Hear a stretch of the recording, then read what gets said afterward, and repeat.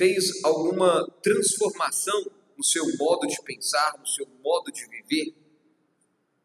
Porque se nada mudou na sua vida, isso quer dizer que você ainda não conheceu a Jesus. De novo, se nada na sua vida mudou, isso quer dizer que você ainda não conheceu a Jesus. Jesus transforma. Jesus Cristo perdoa pecados. Vimos isso por 3 domingos consecutivos, que o grande poder de Jesus Cristo é resolver o seu maior problema. Ele não apenas acalma a tempestade, ele te encoraja. Ele transforma a vida daquele que estava endemoniado em uma pessoa diferente. Ele não apenas curou um paralítico, ele também lhe perdoou os pecados. É isso que Jesus Cristo faz. E Mateus, como que redigindo esta história, ele prepara para mostrar o grande poder de Jesus para resolver o maior problema do homem, porque ele vai encontrar com um homem que tem um grande problema. E somente Deus poderia resolver o problema deste homem. E este é Mateus. Mateus é um homem que precisava de mudanças. E ele vai contar a sua história, de como ele se encontrou com Jesus. Mateus conta a história de Levi. Embora nós tenhamos lido aqui o texto contando que Jesus encontrou um homem chamado Mateus, Marcos e Lucas vão descrever que este homem se chamava Levi. A ideia de Levi é porque ele era um homem que deveria trabalhar no templo, como levita, mas ele preferiu viver uma vida diferente. Ele preferiu se tornar um cobrador de impostos. O nome Mateus dá a ideia de união. Ele era ainda filho de Alfeu. Essa ideia de filho de Alfeu era um homem, a ideia era quem dava o nome para o filho, dava o nome do sentimento que tinha. E o pai de Alfeu, ou seja, avô de Levi, desejava um ambiente de mudança para o seu país. Mas o pai de Alfeu não imaginaria que Levi, ou Mateus, preferiria muito mais viver uma vida sendo conhecida como Mateus, alguém que se amoldou ao mundo que vivia, não queria mudanças e preferiu tirar vantagem da situação do seu povo. Ele se tornou um publicano. Esse era Mateus, um homem que escreveu este livro, que estamos estudando desde o início do ano passado. O Evangelho de Mateus foi escrito por este homem. E hoje eu gostaria de propor aos irmãos conhecer a história deste homem. Saber quem ele era, o que ele fez e o que ele se tornou. E a partir desta história, termos um modelo do que pode ser feito em nossas vidas. Mateus é um modelo muito bom, porque se ele era tão perdido e ainda assim foi transformado e usado por Deus, quanto mais nós. Deixe-me endossar mais ainda isso. Existe um jargão, uma frase popular que o povo diz muito. Quando alguém parece que passa por um risco de morte, quase morre, escapa ileso, as pessoas às vezes dizem assim, olha lá, ó, Deus tem um propósito na vida dele, que não deixou ele morrer. Sabe essa frase? Ela é verdadeira, mas ela dá uma ideia falsa, como se Deus tivesse um propósito para aquela pessoa. Deixe-me te dizer, Deus não faz nada sem propósito. Se você está respirando, é porque Deus tem um propósito em sua vida. Assim como ele teve um propósito na vida de Mateus, ele também tem um propósito em sua vida. E o molde, ou seja, o modelo, o exemplo de Mateus, se Deus o transformou, ele também pode transformar nossa vida. Por isso, você deve fazer como Mateus e seguir a Jesus primeiro, abandonando a sua vida anterior. Você deve abandonar a sua vida anterior. Mateus era um cobrador de impostos. Observe que ele estava sentado na coletoria. Essa coletoria era uma porta, era um grande ambiente onde havia um portal, não necessariamente portão da cidade, mas às vezes até dentro da cidade. Havia alguns portões, alguns portais. E então ele sentava-se ali no portal, esperava as pessoas passarem para cobrar os seus impostos. Os impostos romanos sempre foram muito pesados. O homem, na verdade, sempre coletou impostos, desde que ele chamou algo de propriedade, que ele disse, isso aqui é meu. Ele passou a cobrar algo do outro, tanto por usar o que era dele, quanto simplesmente para dominá-lo, para que aumentasse ainda mais a sua renda.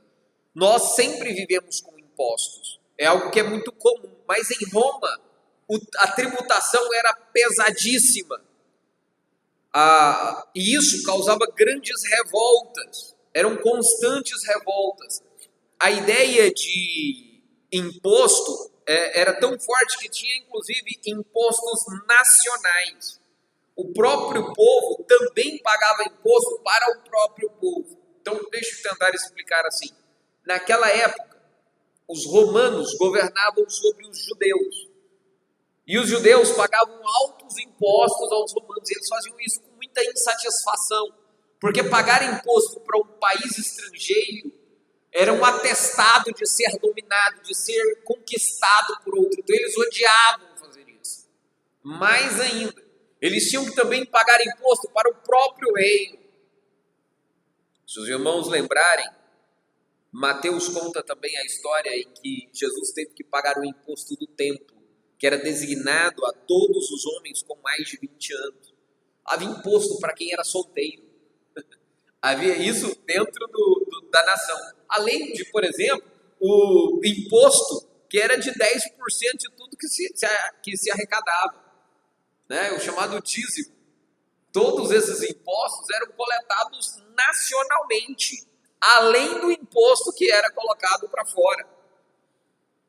E esses impostos, às vezes, eles eram arrecadados em forma de mercadoria, ou seja, o produto que se colhia ou que se transportava, ou em espécie, em moeda, né? E existia impostos para pessoas físicas. Lembram quando os fariseus perguntam assim a Jesus, é lícito pagar tributo a César? Quando eles perguntam sobre esse tributo, eles estão perguntando do tributo pessoal, que cada indivíduo tinha que pagar por ser cidadão romano, por ser conquistado por este povo. Eles tinham que pagar impostos. Mas também havia o imposto de pessoas jurídicas, de empresas, que já funcionavam naquela época. É claro que eram bem distintas das nossas, mas tinham os moldes que nós usamos nos dias atuais. Então, o comércio local, as atividades que existiam, mesmo que manufaturadas, todas elas, artesanais, todas elas eram tributadas. Ainda mais, aquela região era uma região de escoamento. Se você olhar no mapa, você vai ver que a região do Oriente Médio, especificamente a Palestina, inclusive até hoje tem guerra lá porque o território é estratégico, é uma rota de transição. Então, para ir para a Europa até a África, da África para a Ásia, da Ásia até a Europa, passa-se por esse pequeno pedaço de terra. Como é uma rota de transporte, as pessoas que passavam por ali tinham que pagar impostos. Era chamado de via maris, por causa do grande mar, hoje chamado de Mediterrâneo. Então as pessoas, ao circundarem o mar Mediterrâneo para levar suas mercadorias, estavam vendendo ou comprando, tinham que passar por lá. E se passavam por lá, mais impostos. Também, toda mercadoria que passava era tributada. Todas as pessoas que passavam eram tributados.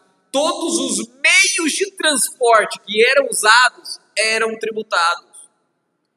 Então isso era cansativo, era pesado. Existem alguns trabalhadores que sofrem desprezo por causa da sua profissão.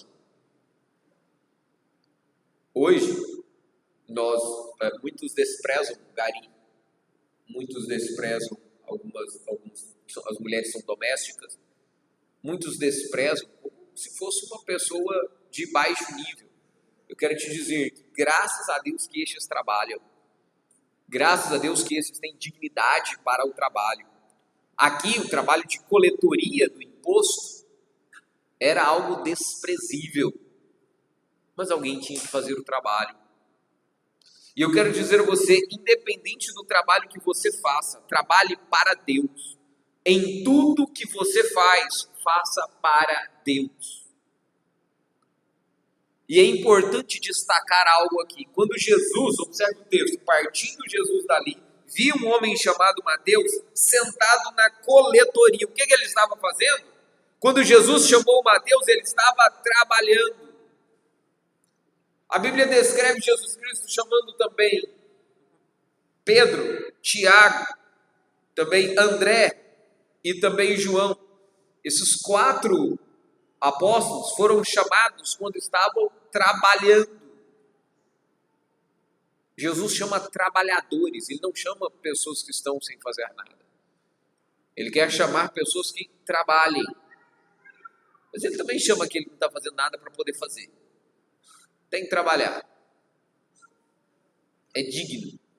Dignifica o homem. É uma ordem de Deus, não é castigo, é bênção. Não importa o tipo de trabalho, se ele é digno, se ele é honesto, se ele é correto, trabalhe, empenhe-se, dê o seu melhor, sirva aos homens como se estivesse servindo ao Senhor, com tudo o que você faz. Ele era um publicano. O que é essa palavra publicano? É mais relacionada a essa coletoria.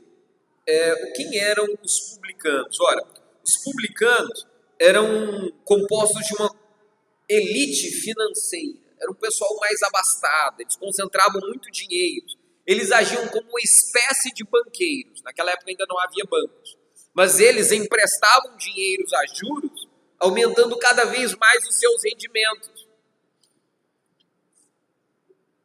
Um publicano em qualquer lugar do império era considerado como gatuno, oportunista. Eles tinham má fama, ninguém confiava neles. E havia uma hierarquia entre os publicanos. O primeiro deles, o chefe de todos, era o magister. Era quem cuidava das finanças do reino, que sabia da tributação de cada país conquistado pelo Império Romano. Mas também havia o vice-magister. Este agia como um vice-presidente, e ele agia em cada província, em cada reino menor, e fiscalizava o trabalho dos menores. Dentro desses vices, havia um bem conhecido como Zaqueu, descrito no Evangelho de Lucas. Então ele estava numa condição maior, era muito mais rico. Por exemplo, os portitores. Esses portitores eram os mais pobres, ainda ricos, né? Nessa hierarquia, eles eram os mais pobres, mas ainda assim tinham grande condição financeira. Eles se encontravam com as pessoas para cobrar imposto. Era que cobrava imposto diretamente das pessoas. E esses aqui eram os mais odiados. Porque uma coisa é você odiar aquele que está lá em cima. Você nunca vê, nunca tem acesso, né? Vê no noticiário, vê na televisão. Mas aquela pessoa que você vê o tempo todo, que aparece lá no seu comércio para pegar seu dinheiro, que você deveria dar para os seus filhos, para melhorar o seu comércio, esse a gente tem mais raiva. Né? Esse é comum a gente se irar com mais facilidade. Esses eram considerados como traidores do país. Imagina, olha a situação em que eles viviam.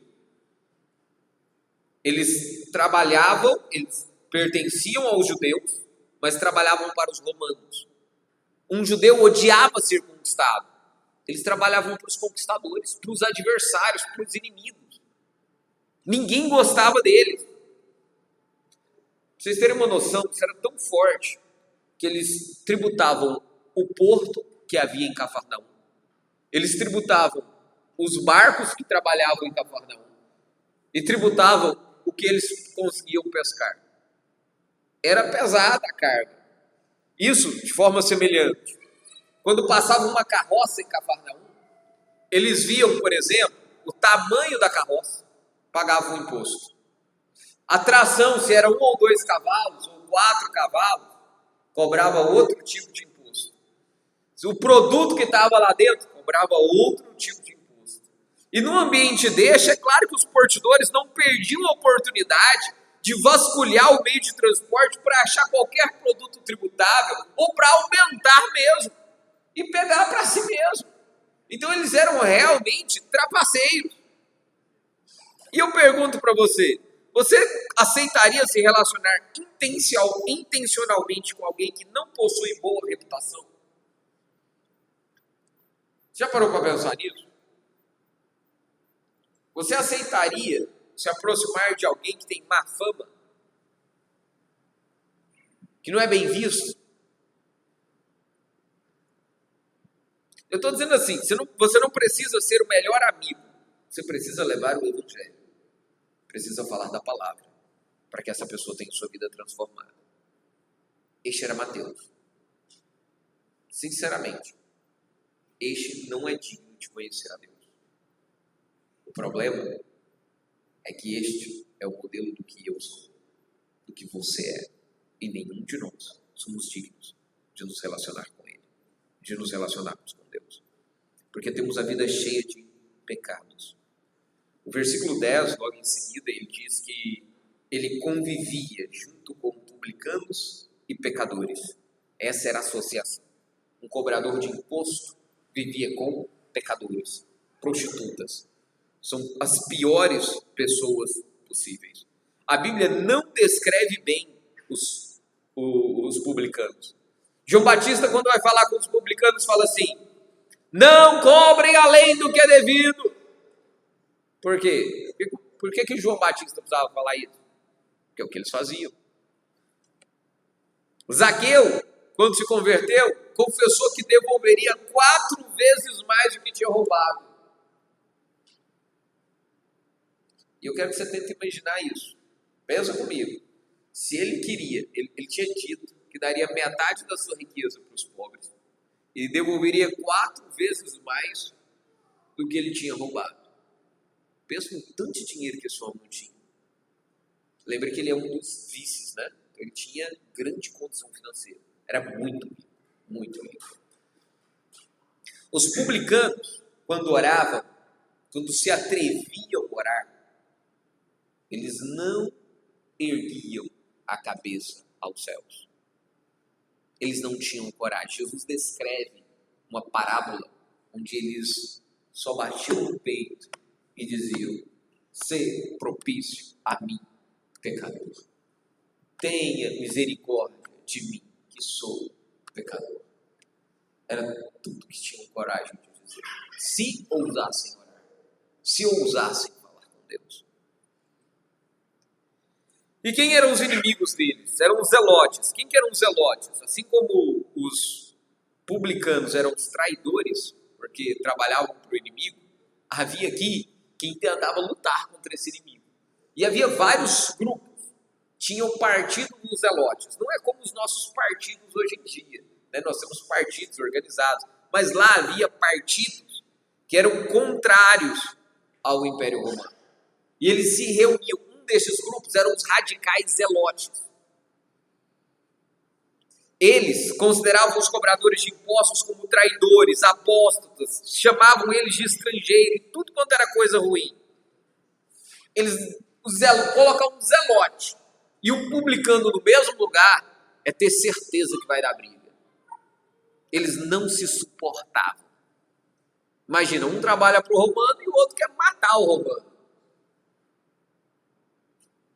Até os religiosos desprezavam estes homens. Pra vocês terem uma noção, o dízimo dos cobradores de impostos era proibido de receber. Eles não recebiam, consideravam imundo. Quando eles iam pagar o imposto, eles se organizavam para não receber troco. Eles davam exatamente o valor. Porque o dinheiro que vinha da mão deles era impuro. Eles consideravam como impuro e nem isso eles queriam. E a companhia deles eram prostitutas e ladrões.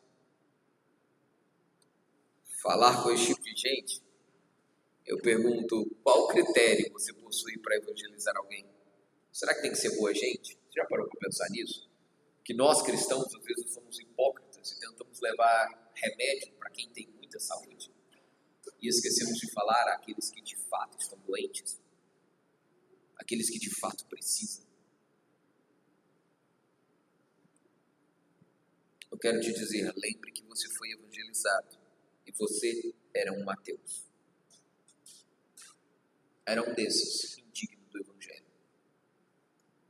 E ainda assim, Deus usou pessoas para falar com você e te trazer para Ele. Faça o mesmo. Não se cale. Pregue. Fale a verdade. Não apenas siga a Jesus, abandonando o seu passado, mas também siga a Jesus andando com Ele, em companhia com Jesus. Mateus conheceu Jesus, aquele que transformou a sua vida. O texto diz: Jesus viu um homem chamado Mateus. Ali havia um homem, e esse homem viu Jesus desde o seu batismo. Como é que a gente sabe que Mateus viu Jesus desde o batismo? É porque depois que Jesus Cristo morre e ressuscita, um de seus discípulos havia suicidado, e este era Judas Iscariotes. E aprove a Deus que esses discípulos se reunissem e escolhessem alguém para substituir Judas Iscariotes. E eis o critério que eles estabeleceram. Eles disseram que era necessário, pois, que dos homens que nos acompanharam todo o tempo que o Senhor Jesus Cristo andou entre nós, começando no batismo de João, ou seja, precisava ser alguém que tinha visto Jesus ser batizado, assim como todos os outros tinham participado. Então era um critério para chamar alguém para substituir Judas Iscariotes. Então Mateus deve ter visto isso acontecer. Ele deve ter visto aquele homem ser batizado. Ele deve ter ouvido a pregação de João Batista. Ele estava por ali, mas eu vou dizer, não sabemos se ele já estava interessado. Cafarnaum era uma cidade grande. Milagres ajuntavam a multidão que passavam por ali. E Mateus continuava no seu trabalho. Se ele percebia, se ele via os milagres ou não, não sabemos. Jesus morava na cidade, talvez Mateus soubesse disso. Mas a gente não tem nenhuma informação de que ele foi até Jesus. Não temos nenhuma informação de que Mateus procurou por Jesus. Não temos nenhuma informação que ele tenha ouvido a respeito de Jesus. Isso que apenas deduzimos.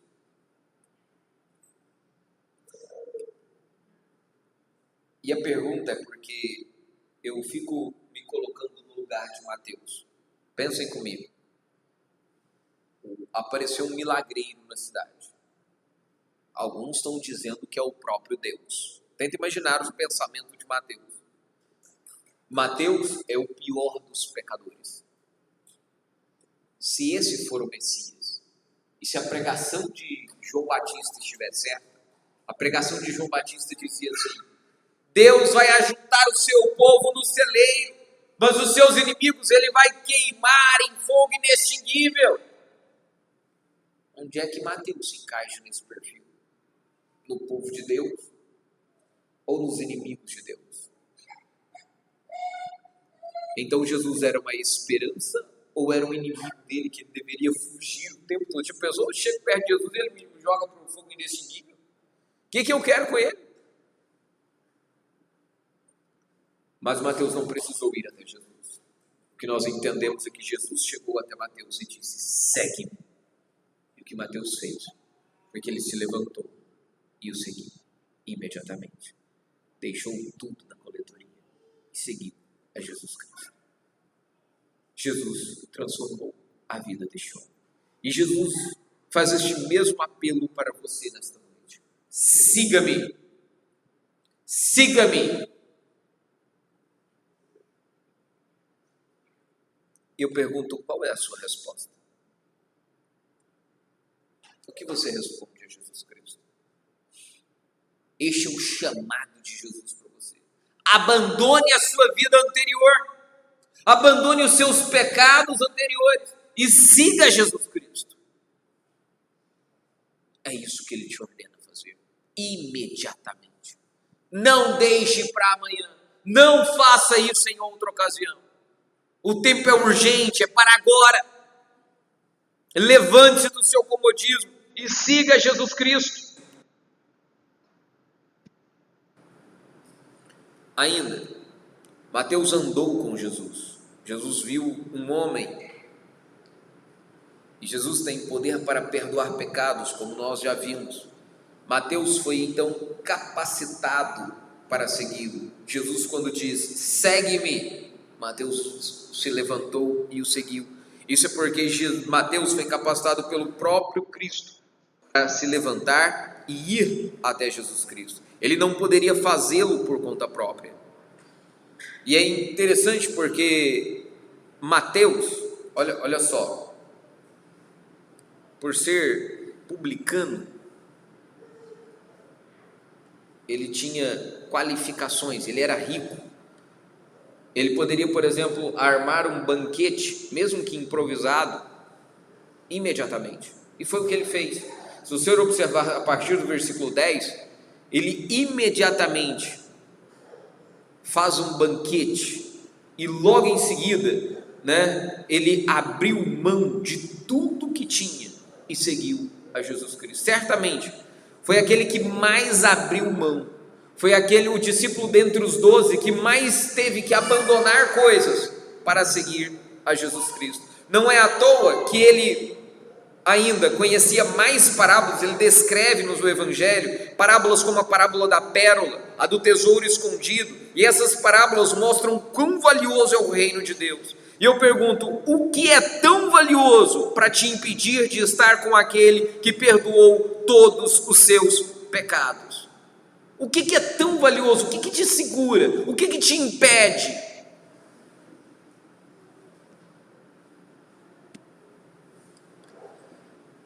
Ande com Jesus Cristo. Mateus foi transformado por Jesus Cristo. Ele levantou e o seguiu. Mateus foi tão transformado que ele foi capaz de conviver com aqueles que eram diferentes. Dentre os 12 havia um zelote. Lembra que eu falei dos zelotes, que eram inimigos dos publicanos? Havia ali um homem chamado Simão. E esse Simão era dos zelotes, do partido dos zelotes. E Mateus conviveu com ele. Sendo um dos 12, os dois tinham grupos no meio dos 12, e os dois não faziam parte do mesmo grupo. Jesus foi muito sábio em não colocá-los no mesmo grupo, no microgrupo, mas no macrogrupo estavam ali, mesmo diferentes, mesmo tendo perspectivas diferentes, aprendeu a conviver. Ele trabalhou para Cristo como apóstolo, fez curas, milagres, expulsou demônios, foi uma das testemunhas oculares de tantas coisas que Jesus fez. Mateus viu o poder de Jesus Cristo e viu também a sua morte. Mateus viu a ressurreição de Jesus e recebeu o poder que veio do Espírito Santo para evangelizar e alcançar a todos. Então o trabalho de Mateus estava muito bem amparado. Ele falava aramaico, grego, latim e hebraico. Ele falava aramaico porque era o idioma do seu povo. Ele falava grego, que era o idioma que as pessoas mais falavam no império. Ele falava latim, porque era o idioma oficial do império, para quem ele trabalhava. E ele falava hebraico, e nós sabemos disso porque quando ele escreve o seu evangelho, ele descreve várias passagens, não só do texto bíblico que ele tinha na sua época, mas ele falava de um outro texto, escrito também em hebraico. Ou seja, era um homem conhecedor das Escrituras, e ele sabia escrever bem, com detalhes, tanto que ele não teve dificuldades, já que ele era um contabilista que contava muito bem histórias. Ele fazia isso e descrevia, já que ele prestava relatórios para os seus superiores. Então ele sabia como dar ênfases, como contar a história da melhor forma possível. Mateus foi transformado por Jesus para fazer muito bem o seu trabalho. Quando ele escreveu este evangelho, esse livro, que é um dos maiores livros do Novo Testamento, quando ele escreve isso com detalhes, ele o fez cerca do ano 60 depois de Cristo. Quando ele fez isso, mostra grande conhecimento do Antigo Testamento. Eu disse que ele escreveu a partir de 2 textos. Naquela época, havia 2 versões do Antigo Testamento, uma em grega e outra em hebraico. E Mateus conhecia muito bem as duas, porque ele faz mais de 100 citações diretas do Antigo Testamento para provar que Jesus é o Messias prometido. que Jesus é aquele que foi prometido a Adão, aquele prometido a Noé, aquele prometido a Abraão, aquele que foi prometido a Moisés, aquele que foi prometido ao rei Davi, aquele que foi prometido por todos os profetas. Jesus Cristo é o profeta vindo de Deus, é o Messias esperado. E Mateus descreveu isso com várias ênfases e exemplos. Observe, todo o passado, todo o aprendizado, toda a experiência e toda a vergonha foi usada para servir a Cristo. Não foi um impedimento. Mateus não disse assim: ah, Senhor, mas eu já fiz tanta coisa errada. É o contrário. Mesmo assim, Jesus o capacitou para isso. A sua vida não aconteceu por um acaso. A sua história foi escrita por Deus. Tudo o que aconteceu, use tudo o que aconteceu na sua vida, use tudo o que você tem para servir a Deus, para anunciar a outros a sua história e mostrar para os outros que há esperança, porque tem muita gente achando: para mim não tem jeito. Se teve jeito para Mateus, se teve jeito para você, tem jeito para os outros. Anuncie esperança, proclame esperança e siga Jesus anunciando o seu amor. Mateus também pregou para a sua própria igreja. Mateus, o texto diz que Mateus o seguiu. E a ideia foi essa. O último registro bíblico de Mateus, a Bíblia conta pouco a respeito de Mateus. O último registro dele é quando cita seu nome, é lá no livro de Atos, no capítulo 1, quando cita mais outros 10 nomes, que eram os outros 11, formando o número dos 11 discípulos, já que um já tinha suicidado. E 30 anos, depois de cerca de 30 anos, ele estava ao norte da Palestina, numa cidade chamada Antioquia. Nessa mesma cidade, onde havia a igreja, que havia judeus e gentios. Essa palavra gentil era quem não era judeu. Como ele era judeu, ele chamava qualquer outro que não fosse judeu de gentio. E a igreja dele era composta de judeus e quem não era judeu, os gentios. Essa igreja já tinha sido pastoreada por Paulo e Barnabé, conforme nos conta o texto de Atos. Como é que a gente sabe que Mateus foi para lá pastorear? Isso é pelos registros históricos. A Bíblia já não conta mais a respeito disso. Isso são apenas histórias que nós temos em registros arqueológicos, que vão contar um pouco dessa história. E mostra que essa igreja sofreu grande perseguição, inclusive quando Mateus pastoreava. Mas aí o que aconteceu? Enquanto ele fazia isso, ele não queria pregar apenas para a sua igreja, ele queria anunciar este amor para outros povos. E por isso ele foi para a Etiópia, ao norte da África. Nesta viagem missionária de Mateus, ele deixou a sua igreja com um texto autoritativo. Então entenda, Mateus pastoreou uma igreja lá em Antioquia, na região da Palestina. Ele pastoreou, cuidou do povo, tinha tanto judeus quanto gentios. Só que ele ia embora, e para ir embora ele falou assim: o seguinte, eu vou deixar um texto para vocês. E ele escreveu o Evangelho de Mateus. E ele disse: se vocês tiverem dúvida quanto a Jesus Cristo, procurem neste texto. Ele tem todas as informações que vocês precisam para saber a respeito de Jesus. Esta é a palavra de Deus. Aqueles irmãos em Antioquia, quando receberam o texto deles, receberam como palavra do Senhor. E juntaram com outros textos do Antigo Testamento e outros também que eles conheciam de outros apóstolos. E eram estes os textos que usavam em suas igrejas como palavra do Senhor. Mateus, quando foi para para Etiópia, ele usou uma estratégia. Ele foi para uma região onde era conhecido dos próprios judeus. Era na Etiópia, havia uma mulher, uma rainha, que na época de Salomão foi visitar o rei Salomão. Ela veio de Sabá, ela veio da Etiópia, essa região da Etiópia chamada de Sabá no passado. Então ela vai até Salomão, conhece a sua sabedoria e fica admirada com tudo isso. E então, desde essa época, conta-nos o registro histórico e também bíblico, que a Etiópia e os judeus sempre tiveram alianças, salvo uma única ocasião em que eles guerrearam. Todos os demais relacionamentos são de amizade. Então, se dois países são aliados, o que é comum? Ter pessoas morando nesses países, né? E mudando de um país para o outro. Então, a Etiópia era um lugar onde havia muitos judeus morando ali.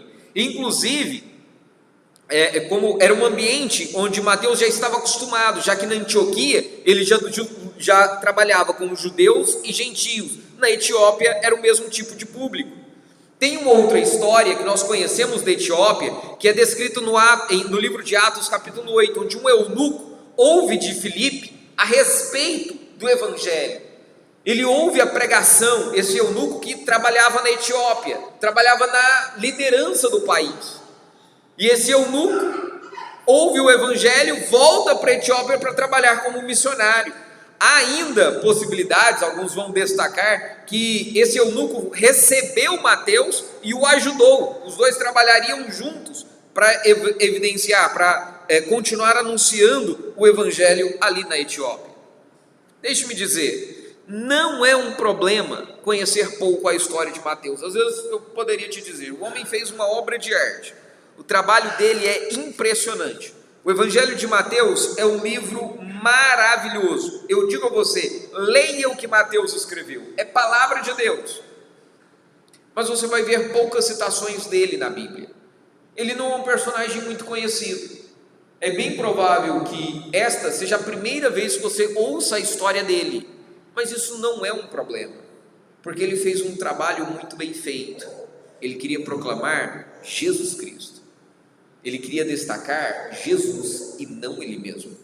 Assim como você também não deve destacar a sua própria história. Ela não é o mais importante. E o que há de mais importante na história, na sua história, é que você conheceu Jesus. Não há evento mais importante na história da sua vida do que o conhecer Jesus Cristo. E por último, siga Jesus anunciando o seu amor. Mateus morreu por amor a Jesus.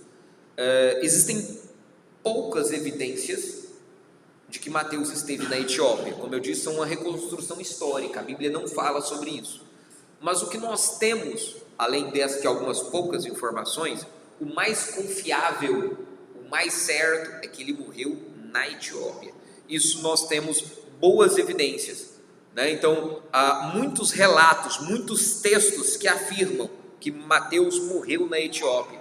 Ele viveu de modo muito simples naquele país, mas por ter um bom linguajar, um linguajar técnico, bem arrumado, bem arrojado, provavelmente ele tinha boa oratória por conta disso, não teria sido impossível ele se relacionar com os governantes locais. Dessa forma, houve ciúmes de alguns ali que também o perseguiram e ele acabou sendo apunhalado. Conta-se o registro histórico ou por uma lança ou por uma espada. E ele foi apunhalado nas suas costas enquanto orava. Mateus era um pecador publicano que viveu lado a lado com Jesus a partir daquele momento, com ele na eternidade. Ele partiu desta vida e foi viver para sempre com o nosso Deus. Mateus não tinha uma bela história antes de se encontrar com Jesus, mas Jesus perdoou os seus pecados e transformou a sua vida. E eu pergunto de novo, faço a mesma pergunta que comecei: qual é a sua história? Como começa a sua história? Como ela termina? Como ela está caminhando? Eu pergunto, Jesus Cristo faz parte da sua história? É importante que ele faça parte dela. Jesus fez parte da história de Mateus e por causa disso, ele teve uma vida completamente mudada. E hoje está desfrutando da presença de Cristo nos céus. E eu te digo, você deve fazer o mesmo. Abandone o seu pecado, siga Jesus Cristo como Mateus o fez e tenha a sua vida completamente mudada. Experimente, faça isso agora mesmo. Confie no que Cristo fez na cruz por você quando perdoou os seus pecados. Feche seus olhos, curve sua cabeça. Faça um compromisso de segui-lo, assim como Mateus o fez. Peça a Cristo que de fato perdoe os seus pecados transforme a sua vida, para que você o siga, assim como Mateus o fez, para que você se empenhe em segui-lo. Há esperança para você, há esperança para você. Houve esperança para Mateus, que era um publicano, um pecador, e há esperança para você, qualquer que tenha sido o seu erro. Jesus perdoa os seus pecados e transforma a sua vida.